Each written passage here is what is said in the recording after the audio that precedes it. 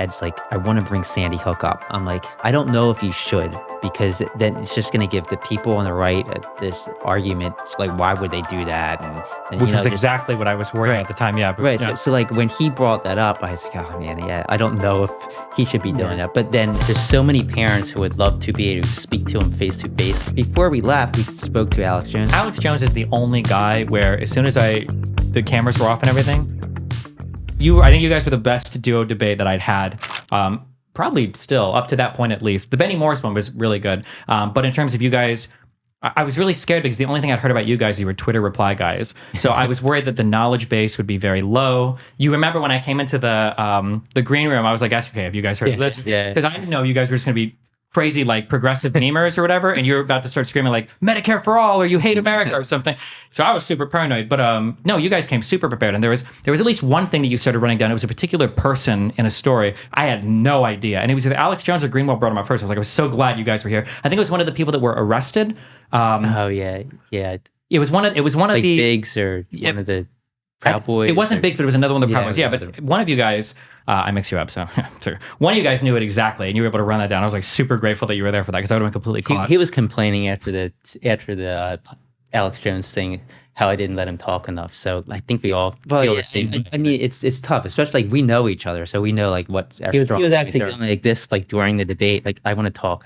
Yeah, but it's tough, like. And then there's you, like, and I know your stuff. So so it's like we want to let you talk, but I wouldn't blame you. Like I mean, yeah, I think everybody feels that way, especially when you hear someone say something you really want to go. Yeah. It's like, this is great, and I could, yeah. You get an idea, and you're like, okay, how do you say this? And then like 3 seconds later, you forget what that idea was. Well, and Alex Jones exacerbates that because he just throws the conversation off of immigration. It's like, yeah. I have a thing called, I call this a constellation of beliefs, where I think people just like, there's like a whole unrelated thing that like every conservative believes in. And Alex Jones feels like sometimes he's like pushing a button, and he's just like, if he doesn't like where it's going on one thing, like, well, I really think that January 6th was blah, blah, blah. Okay, well, how many of the FBI agents were vaccinated? It'll just be like, you'll go into some crazy other areas. Like, okay, he's more guilty of that than anybody else. Do you want to roll the first clip? So you're claiming that this is staged. You're claiming the FBI was behind it. In 2019, you Huh? No. You specifically said, I almost had like a form of psychosis where I thought everything was staged. So do you still have that psychosis? Well, I said almost a form. So do you almost still have that form of psychosis? Let me quote it for you. That's out of a larger context about when you're lied to. In a court deposition. I said a larger context deposition about Sandy Hook, which is a larger. Because you said you called Sandy Hook's a hoax, and you said it was fake because of this. Sure. So you let me talk now. Okay, go ahead. Yeah. So I said a larger context, which is a larger 5 hours, 8 hour deposition, right? Okay. So I just told the truth. I said a larger context. I'm explaining that the public's been lied to so much, there's a major loss in confidence where people then don't believe anything they're told, and that's dangerous. That's not what you said. That's not the context you said. That's not the context you said it. I know what I said. But I read it. I read the deposition. So put the full thing out. I don't have it with me, but I read it. The point is stop. Somebody Google it. You're scared to let me talk? Oh, go ahead. So that's a whole nother PR firm thing, things out of context to blow that stuff up. All that PR firm is telling you what you say in court under oath? You're not. How much does she want us to watch for this? When you guys go into these debates, do you think, actually, wait, first, I don't remember how this. How many of these like formal kind of like debates on stage and stuff have you done? I mean, that was our first like actual debate. We've been on podcasts with people that we disagree with. Yeah, I mean, I'd say Tim Pool was kind of a debate. I'd say PBD was sort of a debate. So okay. I'd say those are the three. I think the only three, probably. Have you ever done any formal debate or like conversations or any kind of thing before? But like replying to people's replies on your tweets is a very good way to prepare for a debate. And replying to Trump, like trying to get that reply in as quick as you can so it gets the most likes. I disagree with that. I think it could be fun to do, but I don't think it can necessarily prepare you for a debate in real life. So actually what I did before this debate is I made a bunch of tweets about January 6th. Okay. And then I went and I replied to every reply that tried to counter me. Okay. And I tried, so it was a good exercise to see if I needed to look anything up. That's okay. That's really good. Yes.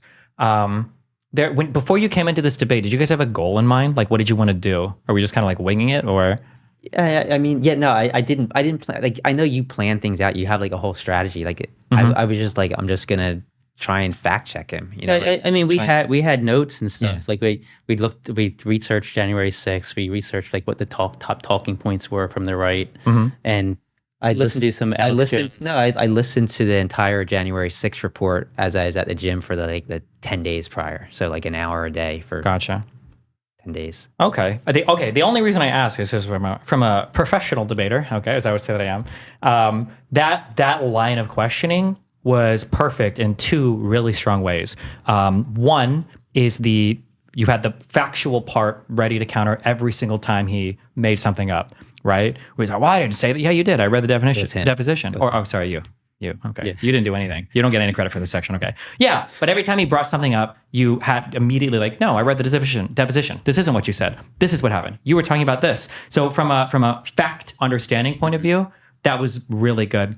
But also rhetorically, that was a really good question. And the only thing that I'm upset about is by the end of all of his like kind of dancing and, moving around, he didn't actually address it. Yeah, I know. Which was a good point for it's like, if you admit in court that you had psychosis, how can anybody trust anything you say ever? I think that was basically what you were heavily implying by the question, because you asked, are you experiencing psychosis now? Yeah. And that's a phenomenally good question. Do you think of that in advance, that like, I want to get him on this psychosis thing? Or was it just... I sort of did, but I read that. I read it about how he said he had psychosis in court. I'm like, and I was thinking like, how can anybody actually trust this guy if he admits to having psychosis that affects his judgment? So I'm like, I'm definitely going to have to call him out on this. So I did plan it. One of the things that I've learned so much about law and courts between the Israel international law stuff and between like the Trump Jan 6 stuff and all of this, all of his indictments.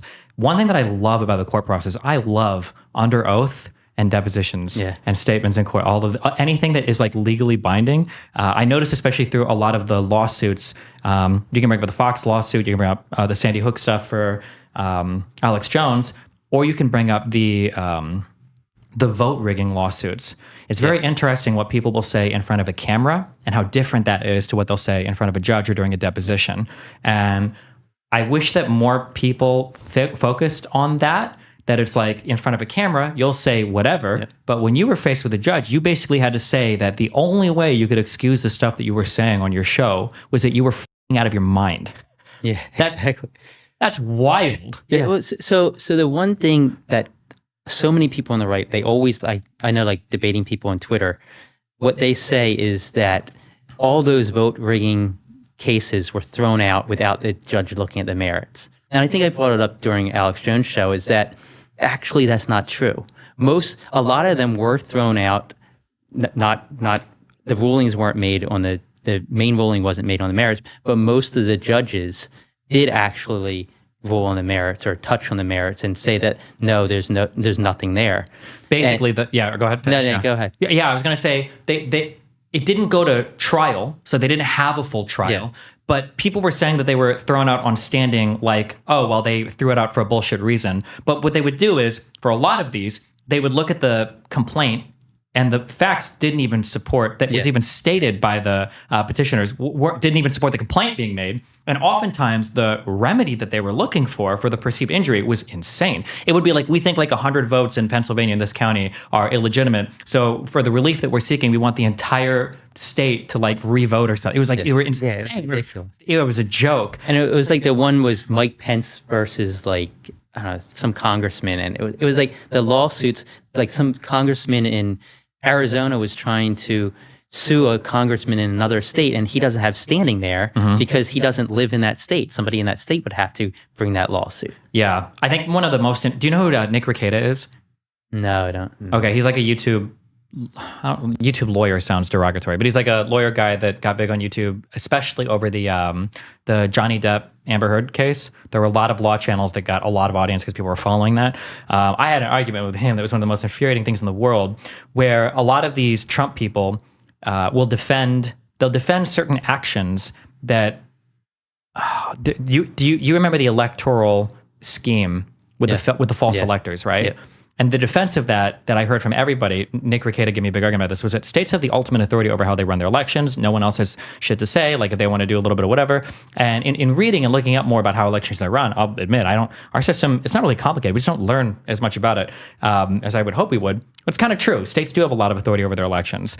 But then it's interesting that when it comes to the Trump thing and the elections being stolen, everybody thinks that Texas should be able to sue another state for how they run their elections because it affects them too. And it's like, wait, well, hold on. Well, that's totally contrary to everything you said before. It plays into the whole, I don't think anybody has any principled position on anything. It's just whatever arguments are relevant for their political side. Right. Yeah. It's like a sports team, like whatever's going to make my team look better. Mm-hmm.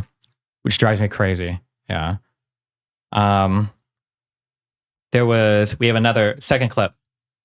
Beating the dead Sandy Hook horse was a bit much by the brothers at the end. That's me. I kind of thought maybe, but actually I don't think so. When they first brought it up, I was kind of thinking like, oof, are we really going to go here? But no, actually, I kind of think I think the line of argumentation was pretty solid. You said you had psychosis and you couldn't tell when everything was a conspiracy. Like, are you sure you didn't think it was like, how do you know you're not experiencing psychosis right now? How do you know everything's not a conspiracy right now because of that, right? How do you know if it's a character right now or real? Yeah, I actually think that line of questioning was solid. Also, All right, cut this guy. We already heard everything I say. Okay. So we were actually on the plane flying into Austin, and we were talking about this, and Ed's like, I want to bring Sandy Hook up. Yeah. And I'm like, I don't know if you should, because then it's just going to give the people on the right this argument to say like, oh, they how do you bring this up? Like, why would they do that? And which is exactly what I was worried about at the time. Yeah. Right. Yeah. So like when he brought that up, I was like, oh man, yeah, I don't know if he should be doing that. But then it all linked together about why we should be trusting you. Like why should we trust anything you say if you testify? Like I just of the mindset, there's so many parents who would love to be able to speak to him face to face and say, you're such an asshole for what you said about my kids. I was like, okay, I'm going to get the opportunity. I really don't give a shit what anybody says about me going after him for that. So, I mean, I get that. I get Brian's side. I get your side. But I don't know. It was just something I felt like I was obligated to do, give an opportunity. Yeah. I have, independent of like the morality or like the fact base or whatever, it's like a debate rhetorical thing that I keep in mind. If you ever watch like a movie, like a hero movie, usually the good guy always gets beat up first and then he comes back and he beats up the bad guy. I think when you're doing debates with people, something that I've noticed is that if you strike first with the insults, even if they're maybe kind of warranted, you always look really bad. It always makes you look like a bully. But if the other guy leads and then you counter, it can look righteous as long as you're like within the realm of what you're doing. So the fact that came up, I think that came up pretty late into the conversation. It was like the last it was third. toward the end. Yeah, towards the end. And it was, like you said, he kind of brought it up first, and it was really relevant to the rest of what was being talked about because he brought up the psychosis line, which was really good. I thought it was really good. Do you feel like Alex Jones believes what he says? So like we talked about that. So I mean, after the debate, I think you left, right? I was just... So we hung out for like maybe like 10 minutes or so, and then we went back to the hotel. But we met a lot of the InfoWorks guys at the bar and just had a few drinks. And it was a good conversation. They were nice guys, like normal people, right? And before we left, we spoke to Alex Jones, and he was like friendly. He was like joking around. I think it's a show, like it's all a show. It's all for money. Some of the things maybe he believes, but I'd say that 90% of the stuff he parrots out there it's just baloney, and he knows it. I mean, that's the sense I got. Yeah, I think he believes to a certain degree. It's hard to say, like, draw a line, like, okay, he believes this, he doesn't believe this, but I think he does believe a lot of what he says, but I do think that he also runs with stuff if he thinks he can convince his audience of it. Do you think he's more of a performer than anyone else? Or do you think everybody's pretty similar in terms of... Yeah, I guess everyone else is kind of hard to define. I mean, like media pundits, like in his kind of position. I think he takes things too far, where most people have a line they draw. Yeah, but I think everybody's performers to a certain degree. Yeah, to a certain degree. I think it's reductionist, though. When I go on, like, you guys said you did Tim Pool and you did PBD. Yeah. I've been on both of these platforms and I've talked about these people. I get the feeling that in general, I think they believe most of what they say. Yeah. Alex Jones is the only guy where as soon as the cameras were off and everything, I got the feeling that it's just like a lot of fun for him. Yeah. I remember that we got into a back and forth at one point, and I think he tried to put his hand on my shoulder, like, don't touch me. And I remember that when the show ended, and I was like, my mind was frazzled by the end of that because that was so frustrating. And I went to get up, and he looked at me, and he was like, oh, that was real funny when you told me to get your hand off your I remember that. Yeah. And then, I think I shook his hand, and I just had the feeling afterwards with his demeanor. I was like, it feels like it's all a huge show for him, more than anybody else I've ever met before. Well, why don't you just keep going? He would have sat there for like 6 hours and just debated us. Maybe, yeah. Here's a personal question. I have I have people that I debate with online who are part of my sphere, I guess. How do you determine, or that we have significantly different political beliefs? How do you determine what's too much of a difference for you to be friendly or friends with somebody versus not? So personally, like I'll talk to anybody unless they're personally attacking me with like just baloney, like if the first thing I hear out of somebody's mouth is a personal attack against me because they disagree with me, then that's the line. But like if you believe something that I totally am against, I'll sit down and have a drink and listen to what you have to say and push back. So living in Florida and maybe Miami's a little bit different than the West Coast of Florida, but I think our county is like 67% Republican. And most of my friends, a good number of my friends are Republican, and we joke around, like they voted for Trump and they know what I do on Twitter. And I mean, we're still friends, and I think a lot of people in America, I think that they're starting to draw lines in areas that they shouldn't, and ending friendships, even like relatives, like I've had people related to me that won't communicate with me or my wife because I don't like Trump. It's just pathetic. So I think that we're so much more divided now, obviously, than we were 5, 6, 7 years ago, and people need to kind of separate politics out of their personal relationships. Yeah, I think it would be pretty hard for me to say, oh, I'm not going to talk to this person. I can't be friends with this person. You have to have either done something really bad or said something really terrible directly to a person or, behind their back. I don't think just having a difference of opinion on politics or, gender ideology or immigration, I don't think that's enough to make me say, oh, I don't want to be friends with that person.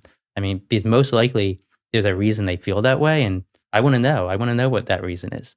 Okay. I just realized I asked you a very content streamer brain question. I think I agree with you 100% for personal acquaintances. I guess from my perspective, it's interesting for me because a lot of the people I deal with are also like coming on my stream. Yeah, so like content creators or other people. So like if I know a guy personally who believes in a particular thing that I think is like abhorrent, I won't say abhorrent, but I think this is like bad for the country. I don't think this is a good thing. I don't think I would not be friends with that person. But sometimes I'm confused online. If there's a guy who he's polite, he's friendly, but diametrically opposed to me on issues that I think are crucial for the, composition of the nation and our future. Yeah, I'm just curious.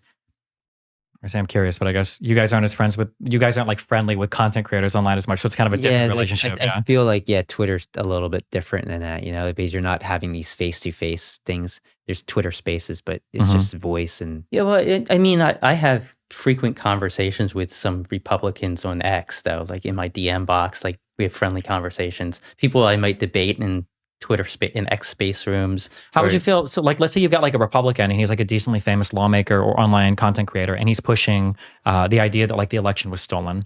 Like, is that something to where like, that's your political opinion? I don't respect your political opinion, but I respect our differences, but we can still like be friendly on a personal level. Would you be able to put that aside, or is there like a line for anything like that? I think I could be friendly with them. I would definitely want to hear their logic and let them hear the facts and like give them the facts.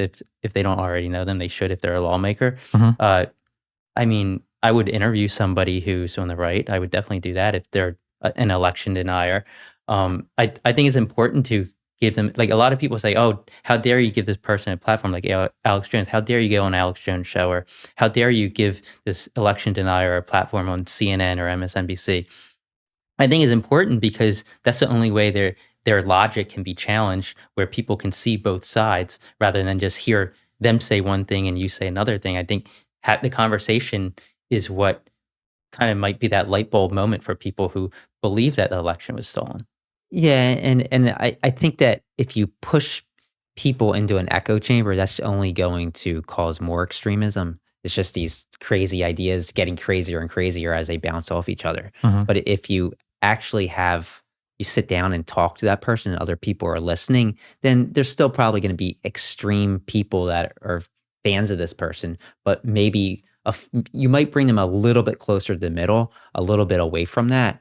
Whereas if you just say, no, I won't talk, I think a lot of people on the left, and we were talking about this, I think a lot of people on the left refuse to have conversations with people on the right or go on shows, like go on Tim Pool. And I talked to Tim about that. And Tim hates my political takes.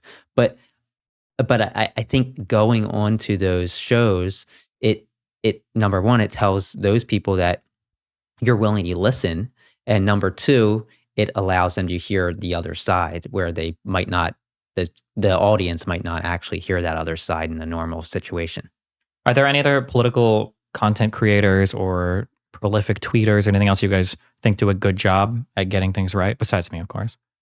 Like, I don't know. Like, I mean, are there people that you watch consume their content regularly on YouTube or Twitter? I don't really watch too much content for, political stuff. Like, I barely even watch the mainstream media. Like, I don't really watch. I think that Chris Cuomo, I think I like his takes because I feel he doesn't care anymore. Like he's not stuck on CNN. He can say what he wants. Mhm. And he's with News Nation now. And he not everything he says is things that people on CNN will agree with.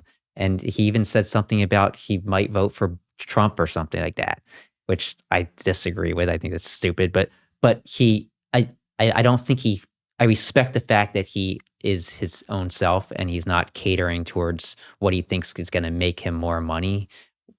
And I think he's somebody that you should follow, at least listen to. Speaking of CNN gone independent, did you watch the Don Lemon Musk thing? What were your feelings on that in general? So I get the outrage that, okay, Don Lemon's partnership was canceled. Like, I don't think that should, like, if he had an agreement, that interview definitely didn't warrant it getting canceled. I do think he was a little too hard on some questions of Elon, like about his drug use, about his mental state. I think he pushed too hard on that, and I can see why Elon would be upset about that. But I honestly didn't. I feel like it was actually a decent interview. I didn't walk away from the interview saying Elon Musk is an evil person. I don't think too many people did. I don't think it made Elon look bad. I think the fact that the partnership was canceled was a bad move on behalf of Elon and X. Yeah. I feel like so the way that I looked at that interview when we were about 20 minutes in, have you ever seen Piers Morgan interview people? Yeah. It felt to me like there's a certain style of interview where I've got a bunch of things about you that I really want to grill you on, where I think you're completely wrong, and I'm going to hammer these home until I've either made my point or you have like sufficiently extremely refuted it, and you're not going to dance. I'm going to repeat the same thing over and over again. And about 20 minutes into the Don Lemon interview, I felt like, okay, this is the style of interview here. Mm-hmm. It's not going to be like a friendly back and forth. Don Lemon has ammunition, and he's trying to land some shots. A lot of people don't like that style of interview, which I think is fair because it comes off as hostile. I was thinking about it during the interview, and you are right that like, he's like mining on some of the drug use stuff on like, are you mentally ill and stuff like that. And it felt like pretty personal. And I was like, damn.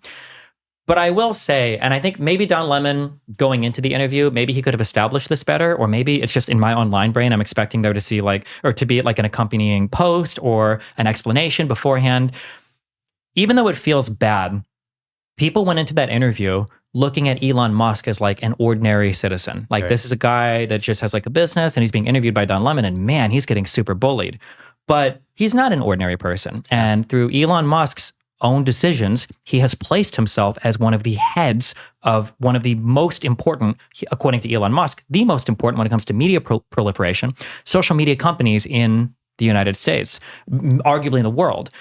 And I think when you look at it through that perspective, and maybe Don could have done a better job at emphasizing this, I think I kind of do want to know if the guy who is dictating who can say what or who gets banned or unbanned on a platform that's now being accused of hosting like a ton of anti-Semitic stuff and fight videos, is this guy crazy? Is he like on a drug binge? Does he have like a bunch of mental illness stuff? Is there other people making or helping him make decisions on things? I think those are like really newsworthy, important questions to ask. But I agree, because of the perception of Elon Musk kind of being this autistic tech guy who's like quiet and cute or whatever, Don Lemon ends up just coming off as a huge bully. Yeah, like I think the questioning was fair. Like I think, are you using ketamine recreationally? That's fair. Like, I think people should know that. But I think once he said, I have a prescription for it, I don't think it was right of Don to kind of push and say, how many pills are you taking? How much are you taking per day? What's your dose? Like, I feel like that took things too far.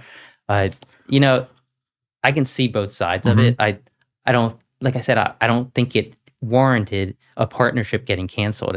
I think it makes Elon look like he's a hypocrite in some respect, in that, he took over Twitter and said, okay, I'm going to give freedom of speech. I'm not going to be biased. It was horrible that Twitter had this many liberals working for them who donated this many liberal politicians. I'm going to come along and it's going to be a neutral ownership, not politically in any direction. And then he comes and says, I don't want this left-wing media personality to have a partnership with X anymore because I don't like his questioning. Like, it's hard to really see what was so bad with that interview that partnership should have been canceled. I don't, but at the same time, I also think Don pushed a little too hard on certain areas. Mm-hmm. Yeah, I mean, you have Tucker Carlson on X, right? He was like the first big name to start doing videos on X, and obviously on the right, and obviously he talks about some things and says some things that a lot of people disagree with. So I think that Tucker interviewed Musk in the very beginning, and obviously that's going to be more biased towards Musk, right? He's not going to say anything bad. So you get Lemon on the other side. Just let it happen. Like let both sides grill the guy. I feel. I don't think Tucker grilled him. I think it was more of just like a softball question interview, like a lot of his interviews are. Yeah. I respect Musk. I think he's a brilliant guy, but I think some of his political takes and some of the things he does is not really something you think a genius like him would be doing. It feels like the thing we were talking about earlier, where if you get bullied too much by one side, you end up pigeonholing yourself into the other, and then that cycle just like perpetuates. Exactly, and I think I think the same exact thing's happening with him in the media too, right? So like the media is attacking him, then he's attacking the media back, and you just have this spiraling out of control, like Trump. Same thing with Trump. I think it's like basically a replay of what happened with Trump. Yeah, maybe, yeah. And then I feel like I told this to somebody who's connected to the White House. I said, I really feel that Joe Biden should invite Elon Musk to the White House and say one good thing about Tesla. I think if he did that, I think Musk would stop being so political. And I think it would be super beneficial for Biden if Musk was not like constantly tweeting all this garbage about him and pro-Trump stuff, basically. Mm-hmm. One thing this is a huge complaint that I have. There's two parts to this. One is people are way too black and white. I think that's just like a human thing in general. People are very black and white on things. And two, people absolutely cannot moderate their responses to anything. Like if you tell somebody that they said that they don't think minimum wage is the best policy, and somebody who said, I want to grind up and eat homeless people, the response to these is very similar online, to where if you say like, I don't like minimum wage, you're horrible, you're evil, you hate people, you're a fascist, you're blah, blah, blah. And like if you grind up the humans, maybe you'll get an extra report or two. But whenever somebody sees something bad about somebody, they go extremely crazy about it. And yeah, it's a very black and white view of things. Yeah. And one of the most infuriating things to me is that I think there are genuinely really cool things that America has done and has accomplished. And I used to be able to at least rely on the neocons for this, for the Bushes and everybody to like celebrate some big American businesses. Obviously, the left historically will be a little bit more hostile towards them, but now everybody hates the big businesses. Yeah, and the two biggest examples I can think of this are, one, for Elon Musk, I severely dislike Elon Musk. I'm trying to say hate, okay? His political opinions are wild. Yeah. And the in my opinion, the mismanagement of X, just because Twitter was such a great branding, drives me crazy. That platform drives me crazy. Just, God, he drives me crazy. But undeniably, SpaceX is awesome. Okay. We had no real private rockets in the United States, like very little, if any, progress being made on the front. And now we have rockets that come back to Earth. That's super cool. And the electric cars, for as much as you want to say other people are working on them, he pushed that industry forward like 10 or 20 years. Nobody was seriously invested. So, but if you're on the left, you can't give Elon Musk credit for that because he's like an evil guy. And then the flip side for Republicans, I think it is super cool that through the power of globalism, diversity, and capitalism, and then through government action of warp speed, we created an amazing vaccine in record time using collaboration from companies and countries across the world. With Trump as president. Yes, partially because Donald Trump pushed this hard. But conservatives will never give anybody credit for that because they hate the vaccine. And it sucks that even on the few things that we should all be able to agree, like these are cool things that America does together. And even if we hate each other, at least we like get shit done sometimes. It's cool. Yeah. Like though every single accomplishment has become a victim of like political hostageness to where... So true. Yeah. God, that drives me insane. Especially related, to both of those things. Yeah. There's no middle ground, like nobody can say this is good. And then the person that disagrees with them, other things can't say this is good. So like I feel we need to definitely get back to that. And we had it. I mean, even under Obama, we had it, even though the conservatives hated him. But I mean, there's still things that we could find common ground with. Mm-hmm.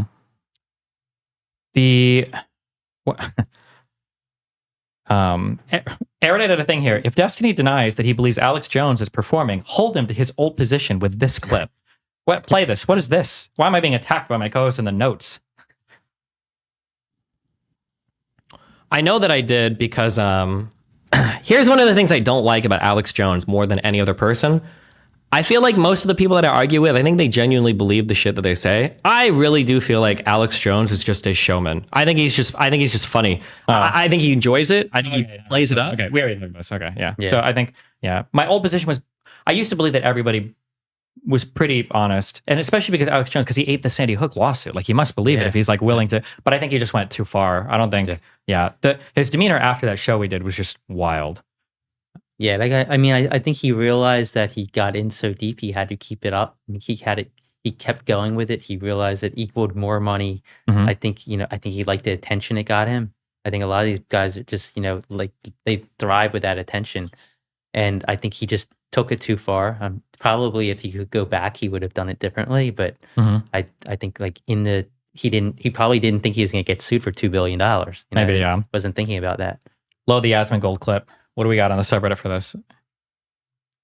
Did you watch any of Alex Jones's reflection on the debate afterwards? I think I saw some of it. I don't know this clip. Dude, you gotta get better. You need to talk until you see ready. Continue to talk until we say ready. You didn't watch much of the reaction. Were you nervous? When you guys read feedback about like a live performance, that's got to be like hold on. You guys, it's such a big... I hate that you said that Twitter comment earlier because it's not true, okay? You get more credit for doing good in live formats. A lot of people can do stuff on Twitter and fall apart completely in a live environment. That's why I asked if you had any public debate background, or maybe you guys are just like naturally good at speaking or whatever. It's a really hard thing to jump from being a Twitter warrior to... Have you seen the Libs of TikTok lady? Yeah. My God. She attacked him this morning. She's horrible in real life. She's like clueless. You guys did really good. Yeah. You guys did really good jumping from Twitter to a live format. After you finished, your thoughts about like online stuff, are you just like, oh God, I don't want to read anything? Or you like, I want to see every comment about me? I liked reading, like Alex posted some clips from the show with like his take on things. And I liked reading the people who responded. Most of them are like haters who hate me and, agree with Alex. But I find it either humorous or interesting in some way, like, and I like seeing like how the other side sees things. And I think it used to bother at least me, I think probably both of us, a lot more. But I think after having people every single day just attack you with like crap and just push back with baloney, I think you kind of get immune to it, whereas it's more entertaining now than anything else. I mean, maybe some self-reflection, like maybe you can learn something about yourself, but overall, it's mostly just entertainment, I think. Okay, interesting. That's the exact same answer I have. That if there's a lot of feedback, you try not to take it to heart. But if people are saying the same thing, maybe there's like something to be like, okay, maybe I need to. Like he's scratching his cheek too much or sure, something. Or even if somebody's saying something that's like not true at all, like, oh, he's like a sophist, like completely fake news, blah, blah, blah. Yeah. If there's a bunch of people saying it, you might not be engaging in that, but it might be good to understand like why are they doing it. Wait, okay, here, hold on. Another random personal question. Have you guys ever in your life, and this can be related to this or something else, have you guys ever in your life had a completely different emotional response to the same stimulus? So let's say you both go to see like a horror movie, like Signs, and one of you come out of the theater petrified, and one of you are like, oh, I really like that. Or you listen to music, and one of you are like, oh, I like the song, and then was like, God, I hate this whole genre. Or you guys are pretty similar on. Yeah, I mean, I think I feel like I can predict exactly what he's thinking. I mean, we grew up the same, genetically we're the same, so I feel like there's nature versus nurture, but we have nature and nurture.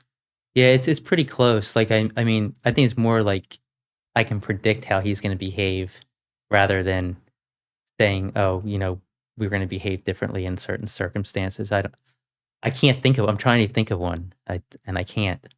What's like the most significant difference of anything you guys have? I'm like a quarter an inch taller. Really? Yeah. Is that true? It's true. Yeah. You malnourished? What happened? No, I actually weigh more than him though. Like I got like 2 or 3 pounds on him. So. Okay. Interesting. Yeah. I mean, we're very much alike. Okay. I think. Are your wives both like same hair color? Same. No, I have a blonde and he has a brunette. Yeah. Okay. But I mean, they probably say the same thing. Like they talk about us. Like if we get in an argument or something, it's like they go to each other. Like, oh, he does the same thing. Interesting. Like same personality, same everything. Okay. All right. Roll the Alex Jones clip. Go for it. And then I had that debate Saturday in here with Zero Hedge folks, great people, with the leftists they brought in. And man, I realized they're not intellectuals. They're not informed. They just act confident. We're sitting here before we go live, and there's like a bzz, bzz, bzz, bzz, bzz, bzz. And I said, you guys got text messages coming in. Your microwave relay is getting into the wire. You need to keep your phones at least a foot away from the wire. And the Destiny guy, his fake name, blue hair, goes, I have blue hair anymore. 3 minutes to being live. He goes, you crazy person. Sitting right here. He goes, that's not a microwave oven. And I said, it's not a microwave oven. I said, it's a microwave relay, and it interferes with the equipment. And he started laughing and laughing, and I pulled it up, and he wouldn't even look at Wikipedia that cell phones are microwave relays. They don't know anything, people. They're stupid, but they just act confident. They're not fit to clean toilets. Was this the totality of his reaction to that debate? I think so. I don't think he said much else about it. It's kind of interesting that the largest criticism that he had of what was being said was before the cameras were rolling. That wasn't related to anything at all. That's a good point. Yeah. I mean, but although I don't know how he didn't know about the microwave relays. Like, who, me? Yeah, how did you know that? I'm going to be honest. As soon as he started saying it, I just completely didn't believe him at all. I felt the same way. I didn't look it up. I looked it up immediately, and I'm like, this can't be true. And then like, oh crap, it's kind of true. Yeah. I always tell that's one of the things I give to people is that like I like to write down my biases before I go through like a Joe Rogan video because I'm like I know that I'm primed to disagree with everything this guy says. So if he says something and I'm immediately I need to look this up because I might say something dumb. Yeah. Well, and like when a conspiracy theorist starts talking about microwaves, you immediately every flag ever is going off. Where it's like, yeah, that would be a good strategy. I think if you're a conspiracy theorist, you should learn esoteric facts about like physics or biology that like nobody would really know. Right, and then when you say some things, then people want to fight with you and end up being true. Don't give them any ideas. Yeah, true, exactly. There you go. I mean, Steve, I know you don't like to read. You read the story. Good one. Thank you. The ugly truth about cell phones. Thank you. I don't think it was the cell phones that were interfering with the cables, though. I think it was noise manipulated somewhere else. I will stand by that. You guys said Tim Pool was pretty friendly off camera. Like, so Tim's cast was really friendly. Tim's a really serious guy. Yeah. Like, I mean, we talked. He was